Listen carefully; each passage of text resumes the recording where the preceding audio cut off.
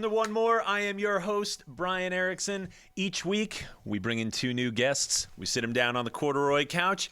We talk about why they do what they do. And this week is no exception. We have five-time Asbury Award-winning photographer and subject of a new documentary, Jeff Crespi. And we have award-nominated frontman, I guess you could say frontman of the band Leeds, Connor Bracken. But first, and as always, Chris Dubrow. Hey, Brian. Hey, how are you? I'm doing all right, man. How are you? I'm all right, man. How was your weekend? It was good. It was a do? really eclectic weekend. What is that? What are you talking? Are we talking you're listening to some Captain Beefheart and like what were we doing? What's eclectic? Well, no, I guess kind of the end of it started kind of at the end of the week. I visited the Patterson Great Falls for the first time. Does that involve the out of doors? Yes. I'm not interested, but please continue. Okay. Well, it was really nice. It's up in Patterson, and it's that makes sense. It's water. These waterfalls. I'll check that out.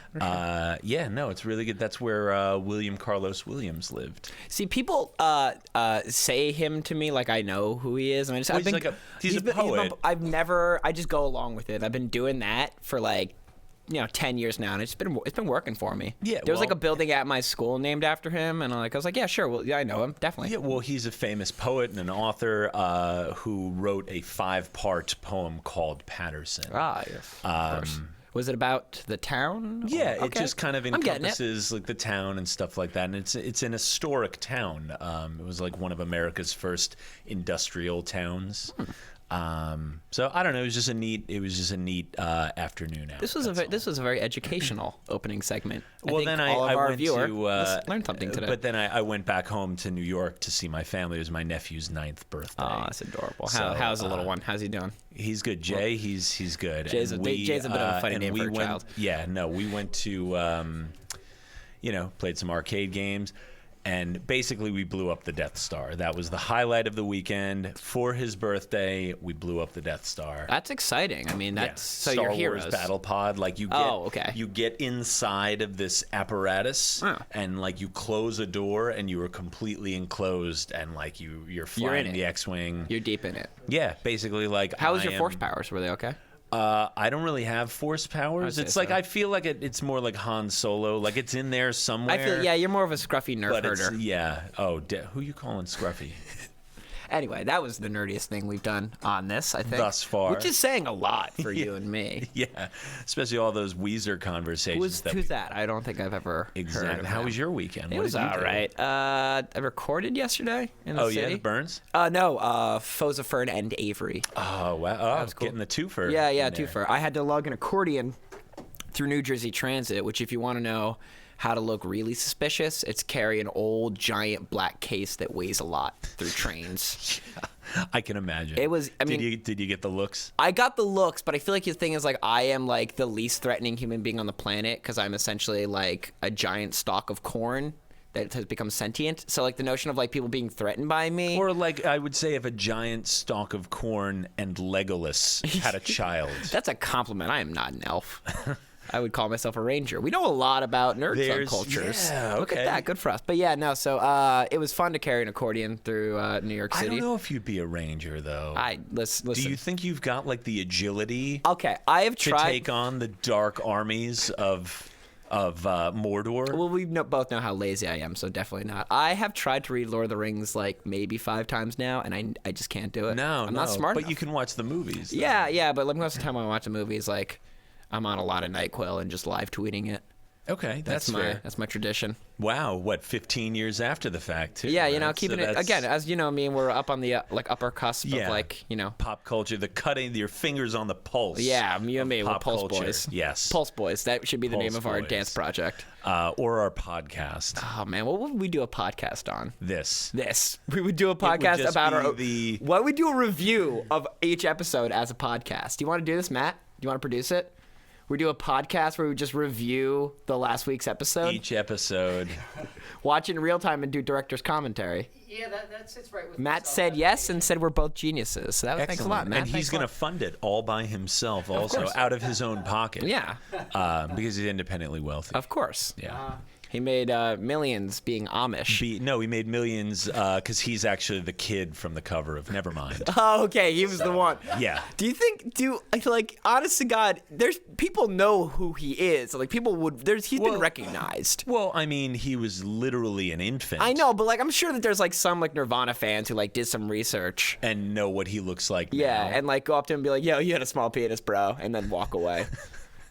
Yeah, I could see like dude bros doing that. I want to do that. I want to find normal people being like, "Hey, I'm sure like every part of you has continued to grow throughout your life." Nope.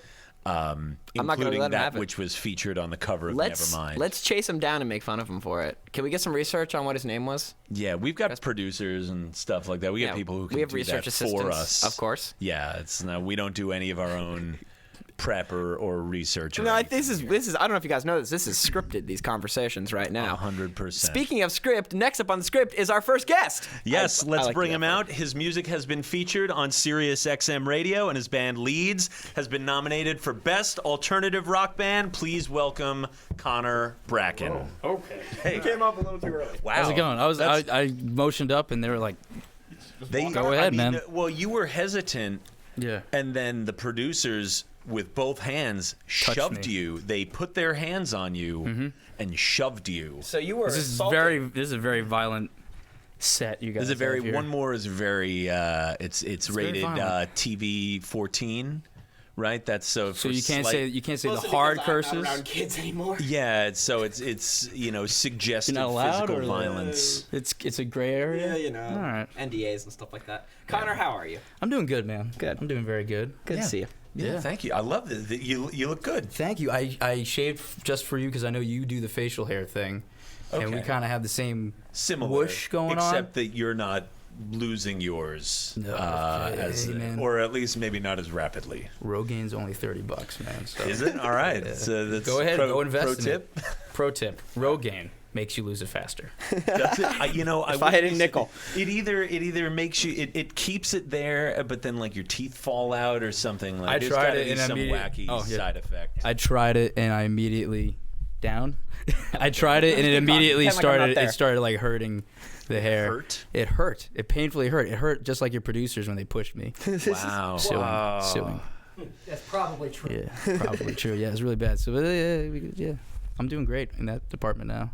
Stop that's using good. It. Well, but I mean, you look good. You've got the Thank whoosh, you. the very Thank you. Very rock and roll, and that's I'm trying to very high octane. When I first listened.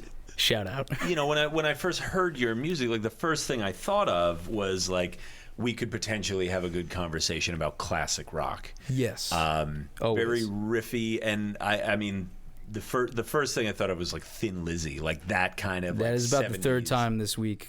Somebody already. There's only Thin been 2 Lizzy. days this week already in Philly and New York. Really? Yeah, both places. They were like Thin Lizzy, and I was like, I don't have as much of an afro. No. But I think I pull it off. I mean, you do bring the boys back to town, so. Every day. Every time we go into a city, whenever we're on the road, we put the boys are back in town, even if we haven't been there. Yeah, excellent. Just so to people get know yourself we're in the in mood, town. yeah. Well, I think that's like a good pre-show banger. Like that's one to we drive really past get people who are like, whoa, were those the boys? I think they were. I I think that was the boys. If they had the song on, it must be them. It has to be. I remember a Full House episode where they played that acoustically. Because Full House was high octane. Yeah, well, no, because Uncle Jesse, Uncle Jesse whipped out left that the family for anyway. Like a Here's Thin Lizzy or something, and then he missed. While they're playing that, he realized how much he missed living at the Tanner house, and he went back. Oh. Because he was like, the boys have to come back to town, and he goes back to town. Yeah, he's like, this boy has to go back to San Francisco. This particular boy. I don't know if you know this, but Boys Back in Town is about a group of men living together in a house with 3 girls in San Francisco. So that's where Full House got the inspiration. So that's why, this Irish. It's an Uncle Jesse original. So what was it, Uncle Jesse and the Rippers? Yeah, Jesse. Rename and the your Rippers. But so this Irish rock band was the inspiration. Maybe that's where I get it Full from. House. Oh yeah. Yeah, 100% Irish. Excellent. Super pasty, can't go out in the sun. And you got those steely green eyes, sunken or going those on, silver eyes, or something. I don't know what color they are. They're weird. Also, the light changes it definitely. So okay, yeah, it's very piercing. So If I could ask too, where do you get your band name from? Leeds. I mean, I have one thought. I have one. Tell me your idea. thought. The Who? No. Okay. Well, clearly I'm wrong. Thanks, Brian. Thanks for sticking around. All right, I got it. One more. I'll see you guys next week. It's a local reference, actually. Is it? The mother of the Jersey Devil was called Mother Leeds. She was like a witch or some stuff. Okay. I'm trying to keep it clean for the children here. Yes, you're cool. Oh, I'm cool. Or some shit. You're fine. Shit, basically. But yeah, no, she was like a witch and stuff, and I was like, devils and witches. That sounds like 16-year-old Connor was like, that's badass. I'm gonna name my band that, and now I'm kind of stuck with it. Yeah, no, but it's still pretty badass. Yeah, it's always badass, dude. I didn't think it was not badass anymore, mind you, but that's where it came from. I was like, what's the most badass thing we could do? Yeah, I mean, it's it's quick. It rolls off the tongue. It's memorable. It's all caps. And now some guy from some other band's trying to steal it from over. Oh, in there's the UK. a few different leads. Now there's one over in Asia. Yeah, well, that's a weird one. We used to be on the same Spotify page as that. Crazy, and it was just weird noises. Okay, it's like some Twin Peaks stuff going on. I might want to check those guys out also. Yeah, they're uppercase L, lowercase. We're all uppercase, just so you know that we're louder than them. That makes perfect sense. Yeah. So you started the band in 2011. Yeah, a long time ago. And you didn't release you released a self-titled EP, but it took 2 years. So what was going on in those formative years? Did you know what drinking. You wanted to sound like? I did. We were making that. That was like slow. Most of that was mostly I played all the instruments on it. Okay. And then drums too? Not the drums. Okay. The drums were one. That's the real. That's where it's like. That's the real really test. When someone's like, "Oh, I played all the instruments." Did you play drums? No. I played everything but the drums. Okay. So I was getting there, Brian. You just had to interrupt me and make me look like some poser or something. No. That's not what we're trying to do. No, my buddy Carl, who recorded it, who now owns an awesome pizza business. He played he played drum. Hot Carl's Pizza. Okay. Don't Urban Dictionary it, but look it up on Facebook. I remember the last time I had a Hot Carl's Pizza. Yeah. Hot Carl's Pizza, man. Couldn't get out of bed for a week. They make it, and then they have all these ingredients, and you can pick what you want on it. They come to your house and do it. Oh, so it's almost like it's like catering. It's a bunch of hot men walking into your house making some pizza. Bunch of sexy pizza men walk in your house and they make you a pizza. So Hot Carl. I'm sometimes one of them. So Hot Carl. Sometimes Matt Sandelman goes there. Bonesaw. Anyway, continue. What were you saying? So Hot Carl. I was enjoying that one. So Hot Carl plays drums. Yeah. For a CP, and it took you. Yeah. So. But I find that remarkable too. I guess because you didn't really have a band. I didn't have a band. I didn't. It was just a 2-piece band, and then the drummer just kind of went off. So I was like, all right, I'm gonna do this. I'm gonna stick to it. Okay. And we did it, and all the songs I wrote like at a really young age, so I kind of had them around for like a long time. So you could also hear it too. You know what I mean? But then. But the seeds are there. Like if you listen to that EP. And then you listen to your proper full length that came out in 2016, or even the single from last year. It doesn't sound like a different band. Like the seeds of what you guys would become is already there. It's not. It's all about the songs, I think. On that one, and also if you just get good players, period, they'll know what to do right for the song. Mm-hmm. So I think that's where that comes from, and it's also like as long as it's, and also that comes from playing live a lot. Yeah, and you guys have kind of now become known as this like crack live band. Like you actually have a real live album that you did from the bitter end. Before our full length album, we made a live album. Yeah, but like it was just easier. Yeah, but what? But then you recorded your full length all live in studio as well. So like one day. Yeah, we started at 8 a.m. and ended at midnight. That to me is astonishing. Thank you. And even the simple fact that a local band would choose to put out a live album. It's kind of ballsy it's kind of a dick local move. Bands have live albums, you know, that's something that sort of comes later. But you guys kind of came right out of the gate with it. Yeah, we actually just got invited back to the Bitter End, so we might put out a second one. That's good. All new stuff. Same place. Probably the same amount of people. Well, no, different songs. I'll go this time. Well, all right, that's one more person. Chris, you gonna be there? I'm busy. All right. That's a maybe on Facebook, huh?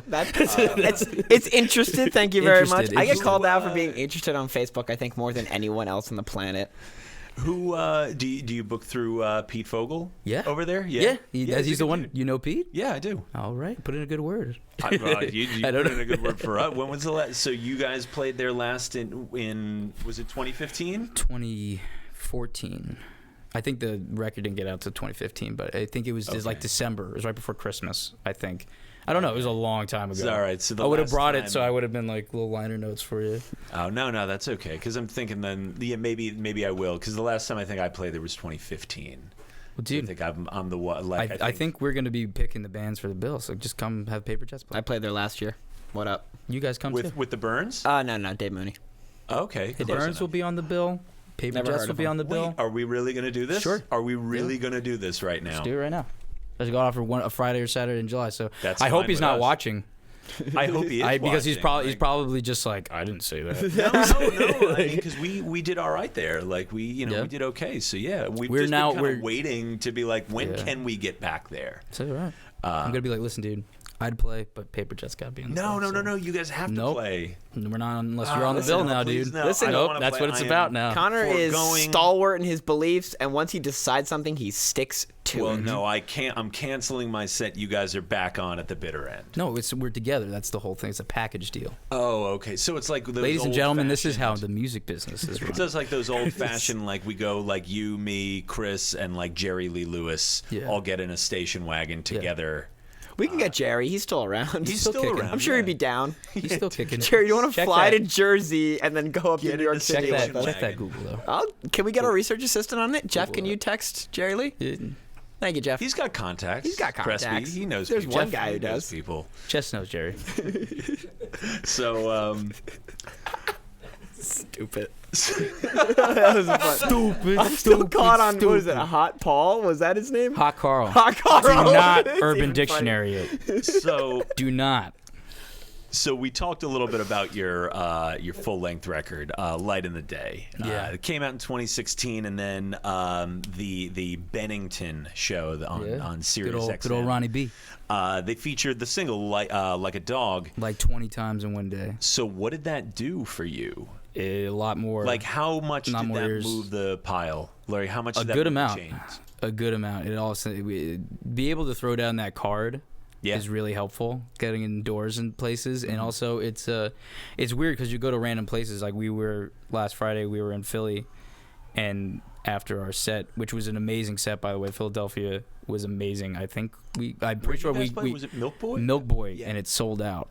So it wasn't just us though. It was amazing bill. Everybody on it. Triple Goddess, the guys we're going on tour with, Hellings and the Warhawks. That's a great venue too. It's amazing. And then I had 4 people separately come up and say, I heard you on the Bennington show. And that's the reason why it came out. So it was just like kind of really random things like that, and a lot of, it's the people who have Sirius are paying for Sirius and therefore are willing to pay for music, so they also downloaded it and like paid for it. So that's awesome. Paid? They bought your music? That usually doesn't happen. So what's that like? You can buy music these days? Wow. Yeah. And you got cash. Totally. Right on. Meet me around back. I got a CD. I find the dumpster. I got a CD for you. Wow. Oh my God. Friends and family discount. Music.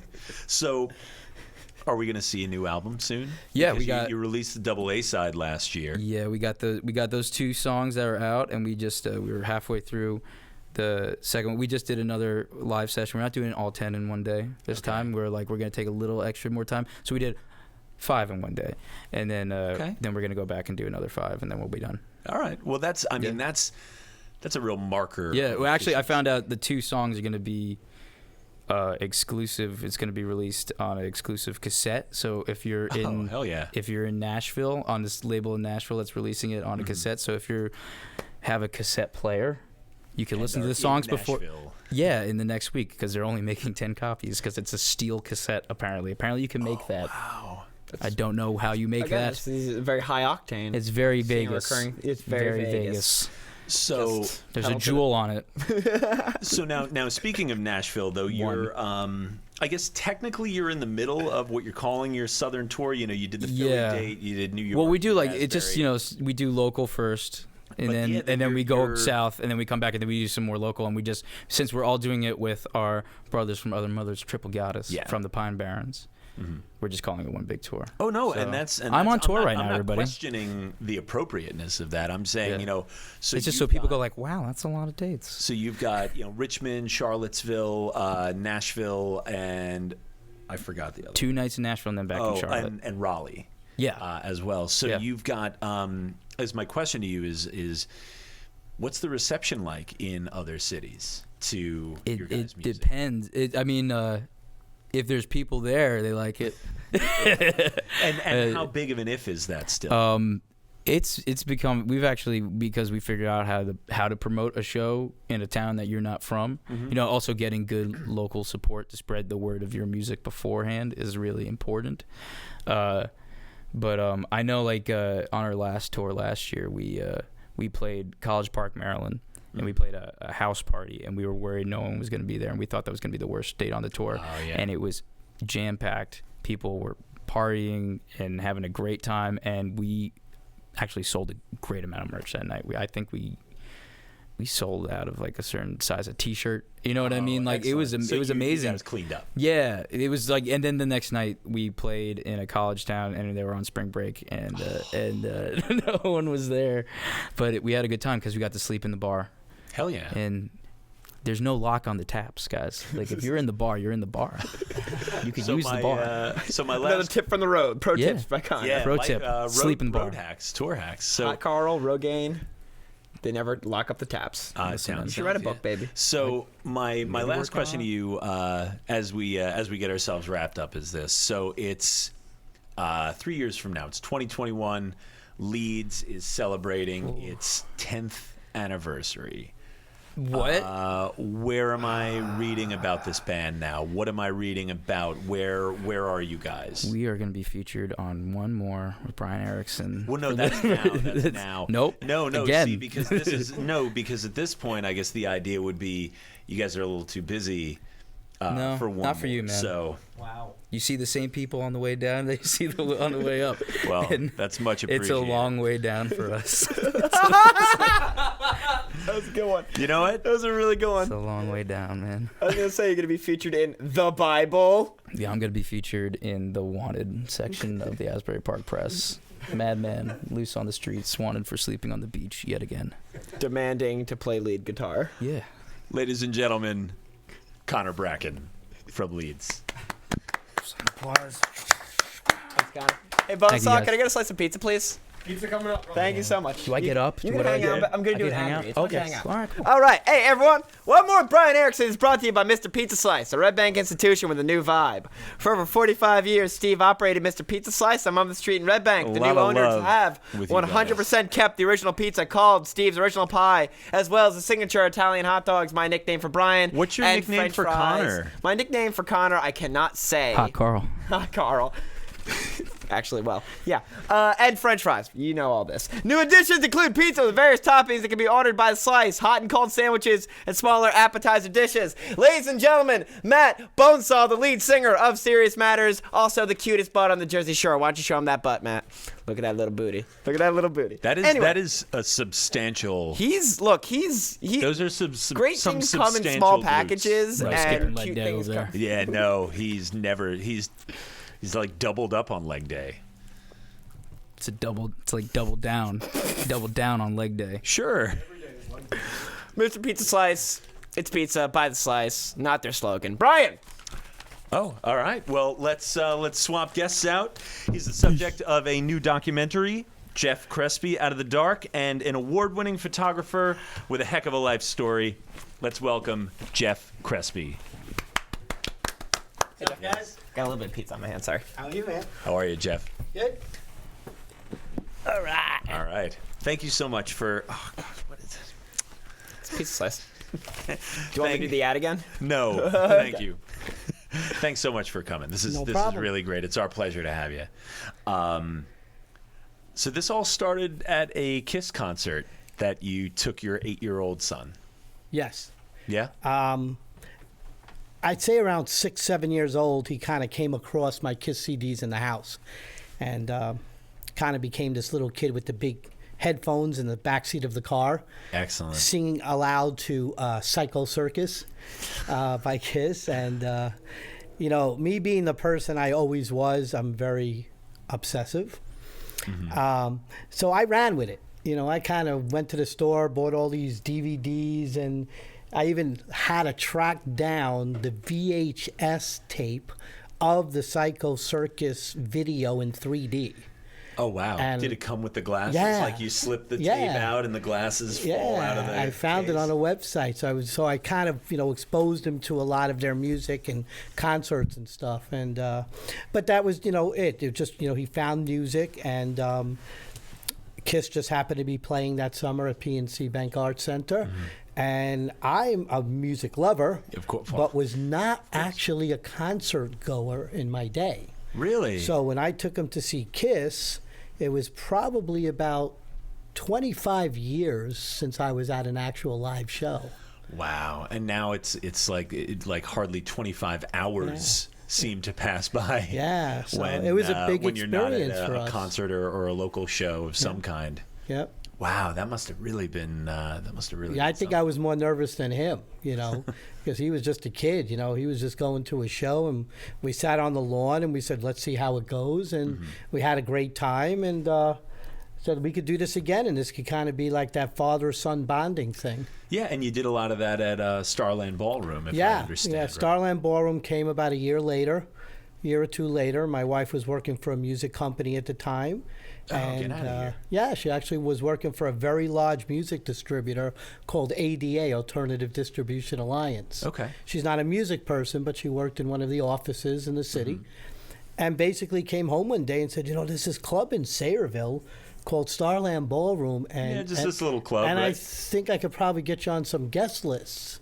So I'm like, okay, that'd be cool. So I kind of give her like a list of the schedule. And she would just take that list to the office, and she would kind of look up all the record labels, and she would say, okay, this one, and this one I could do.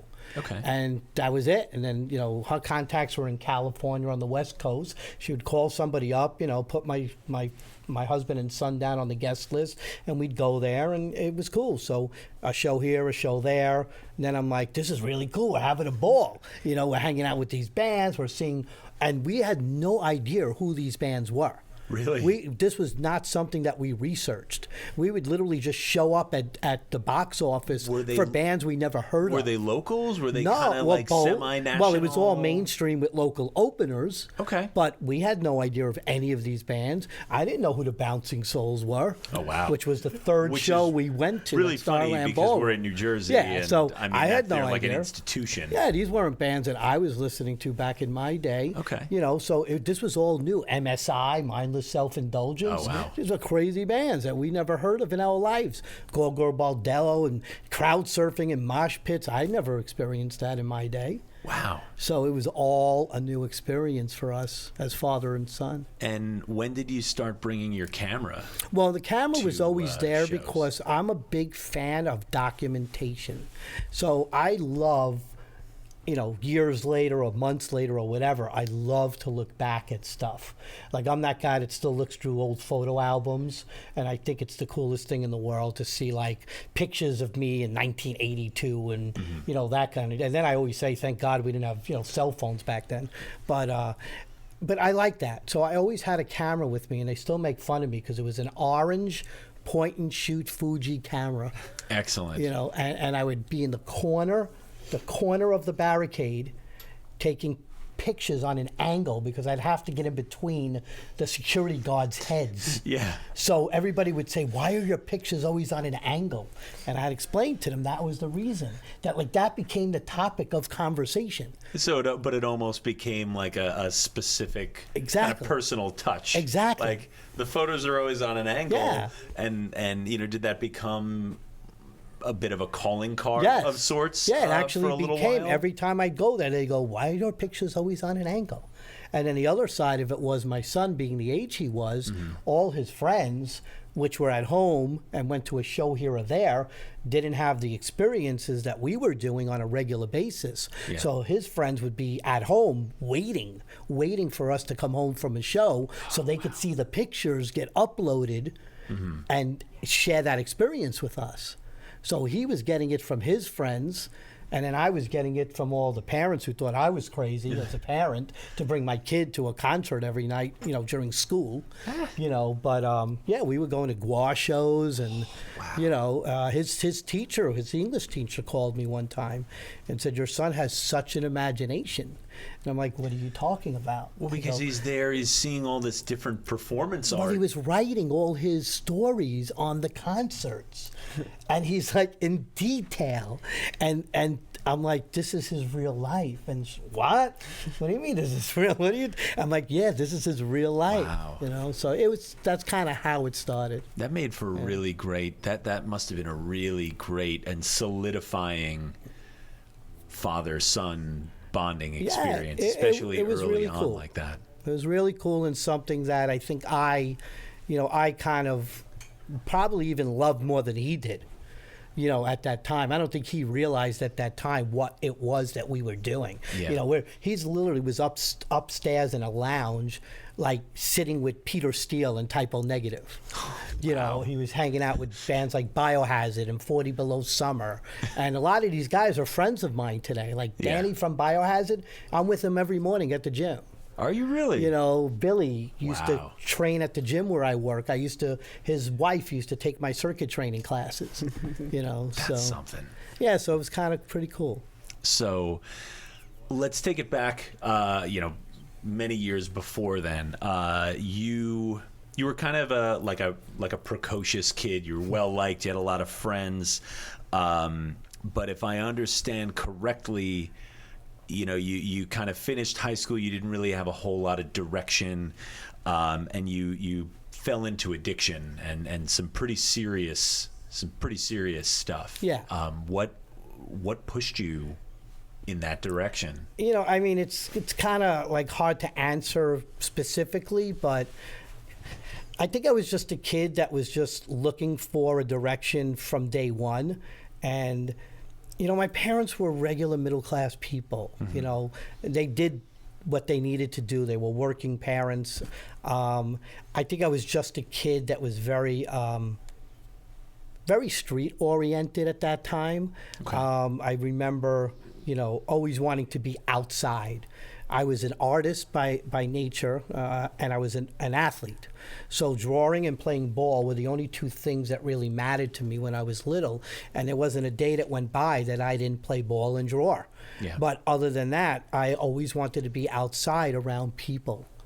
And I think just when I got to those kind of teenage years, that 15, 16, 17, is when I needed the direction and the guidance, but it wasn't there. And those were those vulnerable years that kind of I started just socially dabbling. There's and definitely it was like fun. a social aspect to it was that, fun. at It was least the at club first. scene back in the 80s in New York City. Oh, God. That was... I came around right after the Studio 54 era. There was Okay. a club called Xenons, a club called Peppermint Lounge. I had L'Amour's on the rock side. I had the Ritz, where I used to go see the Stray Cats and Meatloaf when they first came up. So I was a club boy. Okay. I had the dance side and I had the rock side. I had the parachute pants, and then I had the rock scene, the T-shirts. You're right. You are lucky that they didn't have cell phones. Yeah, because so I was very love to see a picture of Jeff Crespi with parachute pants. Yeah, so I didn't know what direction I wanted or was going to take, but at the end of the day, I'm actually glad that I had a very open mind and very diversified when it came to socially and musically. Now, take us through some of that experience, though, as you're sort of navigating this world and things are getting a little more serious, and what's kind of going through your mind at this point? I remember, again, socially, everything was just normally accepted. And I remember the conversations with my group of friends, when the night was at a point where everybody was ready to go home. For some reason, I wasn't.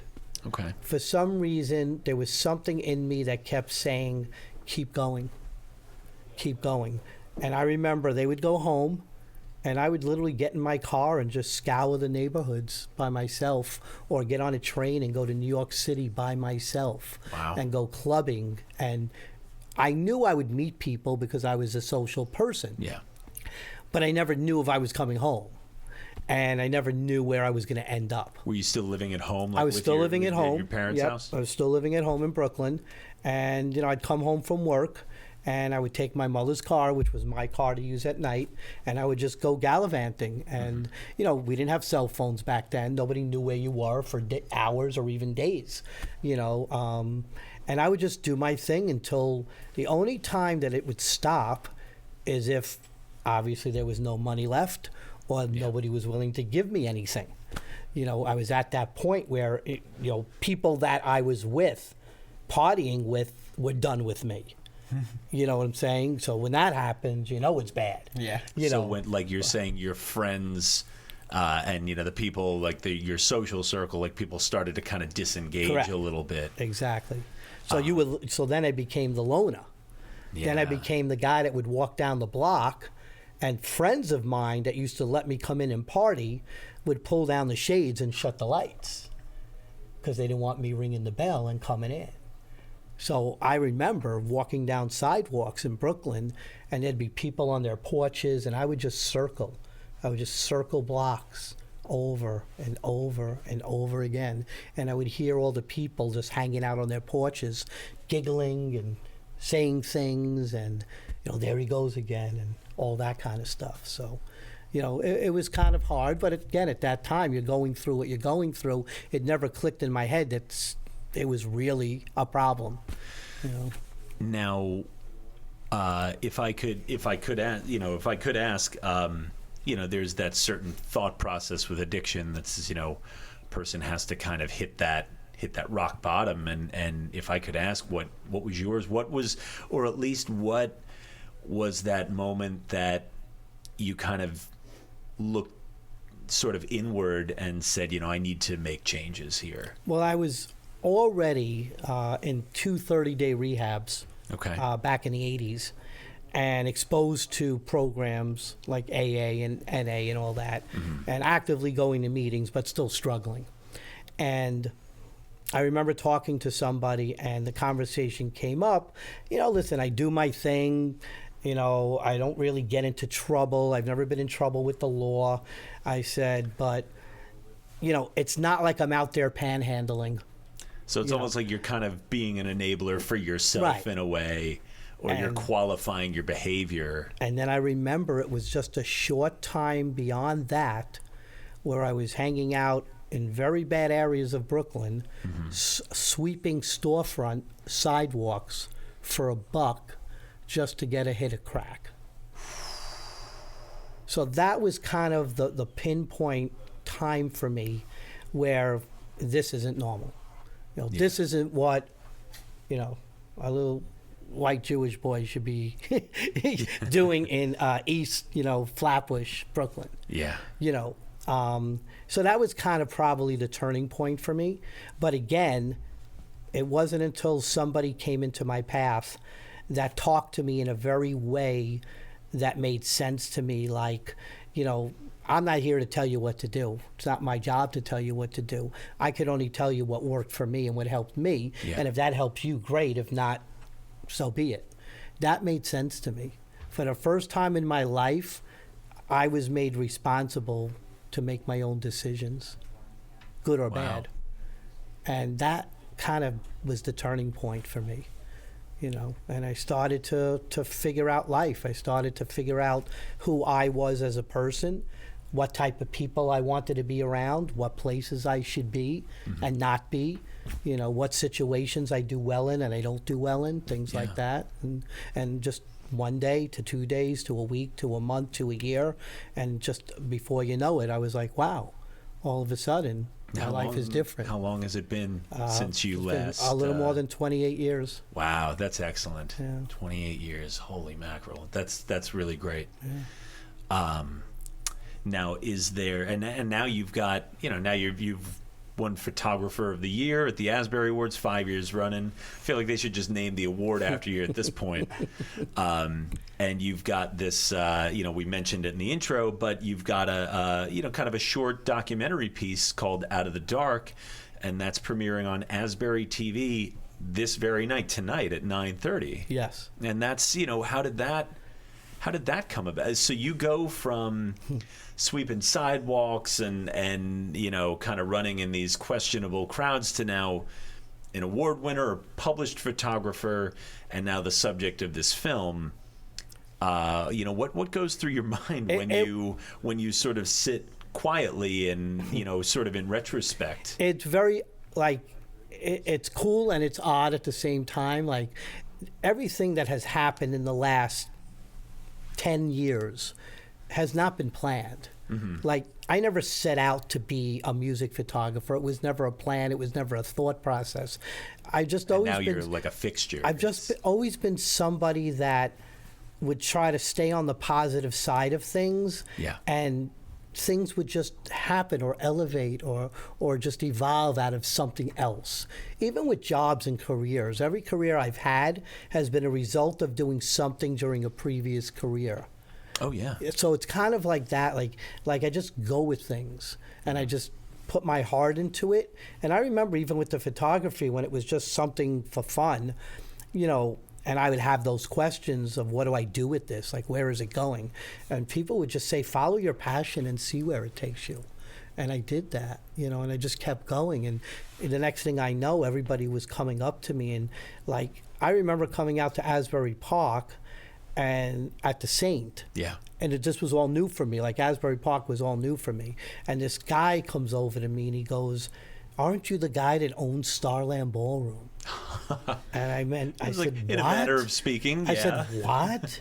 Like, why would you think that? He goes, well, you're always there. You always wear this black shirt. You're on the corner of the barricade. And, I just thought you were one of the owners. And I go, no, I just go there with my son for fun to watch shows. And, we just do our thing and have a ball.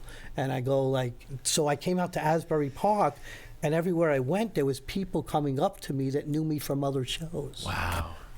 So it just kind of kept going. It kept going and kept going. So my last question for you, because we have to wrap this up, is, as you sort of continue to do good things with your art and sort of be this living example of positivity and perseverance and things like that, what would you say to essentially you see a kid like a young Jeff Crespi, some kid in his 20s that isn't quite sure where to go with all these experiences, the highs and lows that you've had? What would you say to somebody like that? Well, the main thing I would say is I think it's very important for all of us as individuals to really understand who we are.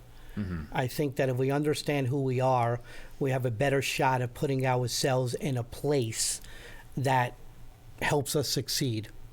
From a professional level, the last 28 years, I've always lived my life in a very respectful, loyal, and honest way. And I think those are important qualities that I've kind of seen slip over the years in the way society is today. And I see a lot of people just out there winging it and doing their own thing and forgetting about those old values. Mm. And I think that's something that I know has helped me, and I make sure that every day I live by those values. Excellent. Well, you certainly do. You're certainly an example of that. So thank you. We appreciate you being here. Jeff Crespi, everybody. Jeff, thank you so much. Thank you, buddy. Oh, I need to steal your seat. Yep. The two very tall men collide. All right, One More with Brian Erickson is brought to you live from Mammoth Music in Red Bank. Established in 1987, Mammoth Music is located at the center of historic downtown Red Bank, New Jersey, voted third best town in the United States by Smithsonian Magazine. Brian, do you remember what number one is? Bismarck, North Dakota. Stanton, Virginia. Check it out. They're located within walking distance of the famed Count Basie Theater, Red Bank train station, and many fine eateries. Monmouth Music continues a tradition of being a destination store for all levels of musicians, both beginner and professional. New owner, Mario DiBartolo. Hey, Mario! A lifelong musician offers a wide selection of brand name instruments at everyday low prices, both new and used, with personal, professional, and expert service only a family-owned and operated store can provide. Hey, Connor, does the neck on your guitar or banjo need repairing? Some of them. Some of them. Do the valves on your saxophone need to be refitted? Definitely. Regardless of what day it is, bring your instrument to Monmouth Music for quality repairs. You'll enjoy prompt service from a team of repairmen who are always available. Matt, what's your last name? Cobb. Cobb? Yeah. Now, ladies and gentlemen, Connor Bracken and Matt Cobb of Leeds!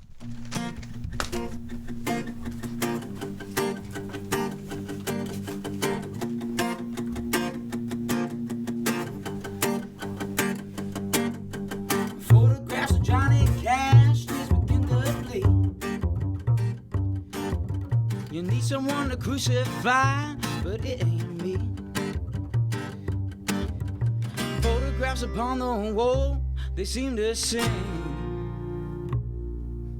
Memories of golden years, they start to bring. Oh, what haven't I done to get to you?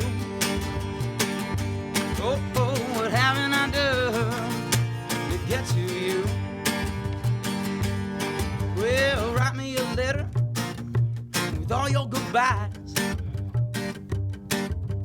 Sign it to me and dry your eyes. Oh, I see some strange things, no more than you. Well, you're out of my world, but is it true? Oh, what haven't I done to get to you? Oh, what haven't I done to get to you? Well, the story, it is sad, but it is true. Oh, what haven't I done to get to you? Well, the gallery is brightly lit, but I don't care. I start to stare. You see me stare. Oh.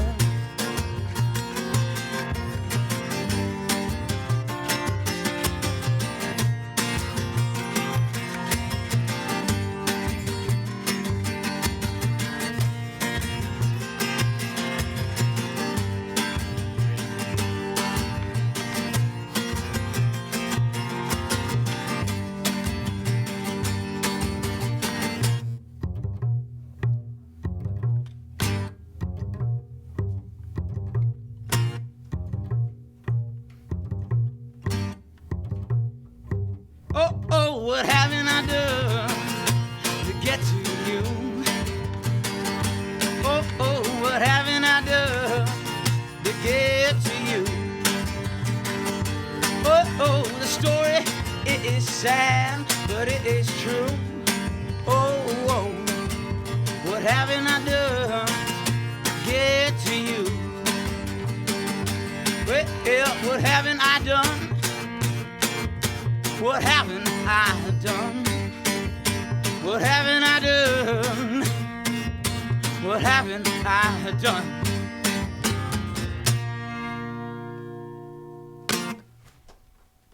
All right.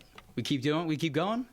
Is that what we're doing? One more? Two more? We'll do one more, and then we'll do an ad. All right. So we're going to do an old one real quick, if that's all right. It's not. This one's called Preach Off That Album That Took One Day.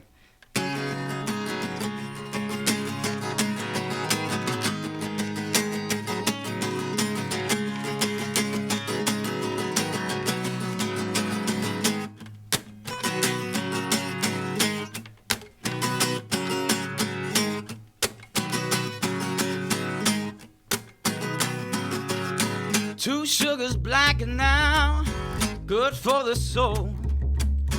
I can feel it in your hips and your body soul. I follow you, yeah, wherever you go. Preach about your love and your body soul. 'Cause in my mind's eye, you'll never be mine, but you'll come wherever I go. Yeah, I preach, they'll know. I preach everywhere I go.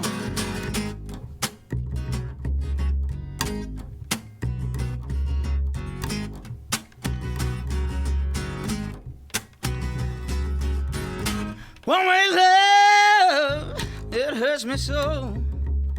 But my mind crossed the dotted line, and away we go. Ain't no purpose, Lord, ain't no way to make it in this world without some pain.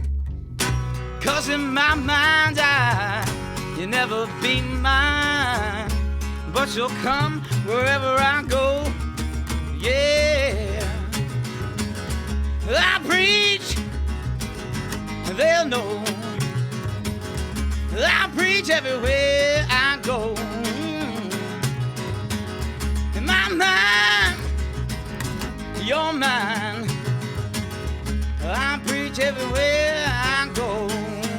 Everywhere I go. Everywhere I go. Everywhere I go. Yeah, everywhere I go.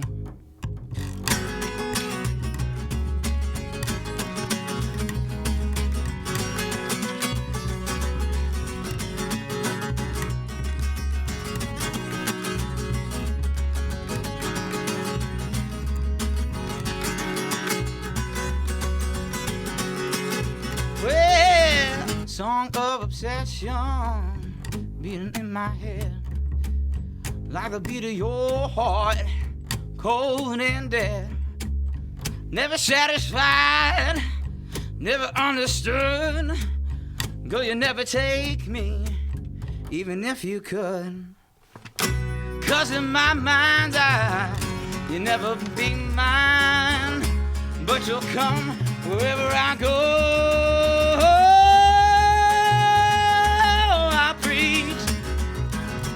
They'll know I preach everywhere I go. My mind, your mind, I preach everywhere I go. Oh yeah, oh yeah, I preach everywhere I go. Everywhere I go. Everywhere I go, yeah, everywhere I go, everywhere I go. Woo! Hot damn, boy. Hot damn. I'm sweaty. I'm sweaty just. That was one hot call right there. This week in events. Monday, May 7th, Jeff Crespi, Out of the Dark premieres live tonight at Asbury TV at 9:30 p.m. So if you liked our interview with Jeff and how can you not, go to Asbury TV and check out this documentary produced by First Light Films. Tuesday,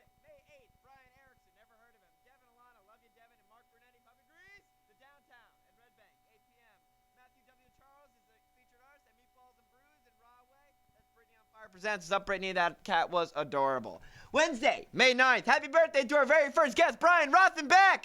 Jay Monday, Andrew Ludwig and Anu Stoddard are at the Downtown in Red Bank, 8 p.m. Dan Rochwork, where's Tino and Kevin Daly at Thasbury Hotel at 8 p.m. Thursday, May 10th, Nalani and Serena album release, The Bitter End in New York City. That's at 7:30 p.m. Quality Living, Ruby Bones, LKFFCT. Come on, guys. Lick Effect. That's how they do that? That's rude. I'm sorry.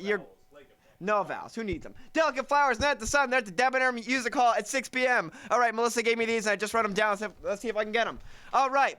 At Haley's Pub in Metuchen, we got Joe Gallupo, the one, the only, with special guest Renee Maskin. That's at 8 p.m. And Brian Hansen. Chris, what band is Renee in? I think Renee's in a little band called Low Light. Anyway. Brian Hansen and Will Blakey are at Novita Bistro in Metuchen at 7 p.m. Friday, May 11th, Fox Ann and Kate Dressed Up, Love and Kate at the Pharmacy in Philadelphia at 7 p.m. Toy Cars, Dead Sores, and Weekend Friends and Hod Club are at the AP Brewery.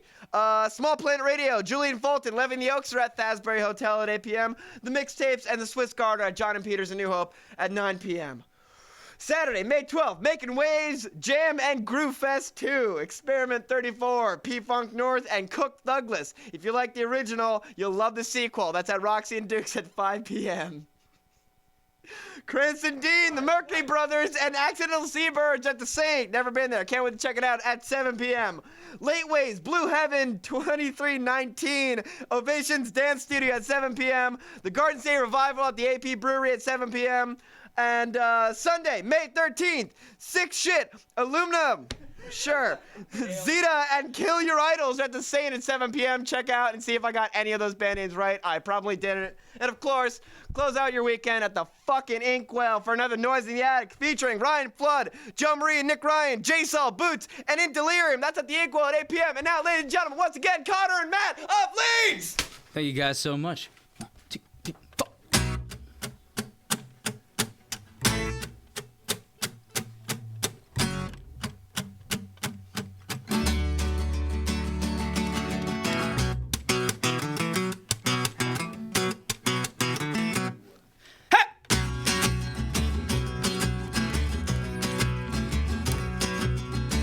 Pick me up and I will take it. Pick me up and I will bleed. Pick me up and I will take it. Oh, a lesson for me. Sell my soul and I will buy it. Sell my soul and I'll behave. Sell my soul and I will buy it. Oh, a last mark upon my grave. A last mark upon my grave. I'll be ready when the world stops turning. I'll be ready when it all starts tumbling down. I'll be ready when your knees start shaking. I'll be ready when it all starts tumbling down.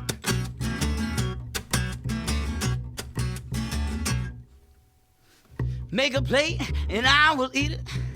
Make a plate and I will feed. Make a plate and I will eat it. Oh, a feast for my friends. A feast for my friends. Straight to hell and the world keeps turning. Straight to hell and around the bend. Straight to hell and the world keeps turning. Oh, a favor for a king. A favor for a king. I'll be ready when the world stops turning. I'll be ready when it all starts tumbling down. I'll be ready when your knees start shaking. I'll be ready when it all starts tumbling down. I'll be ready when the world stops turning. I'll be ready when it all starts tumbling down. I'll be ready when your knees start shaking. I'll be ready when it all starts tumbling down.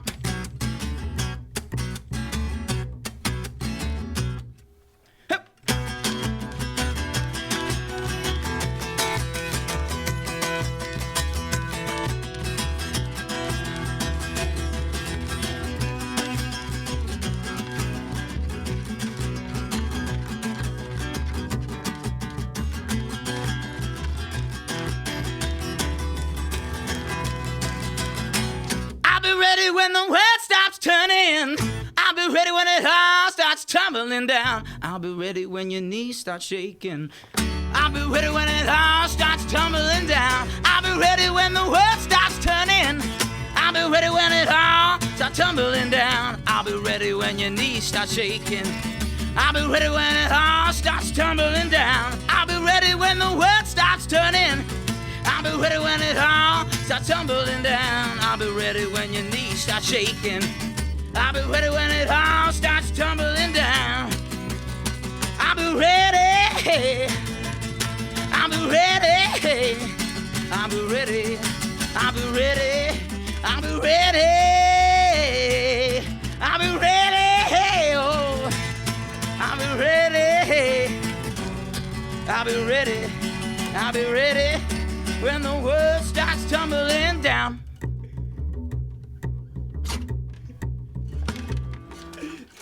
Thank you.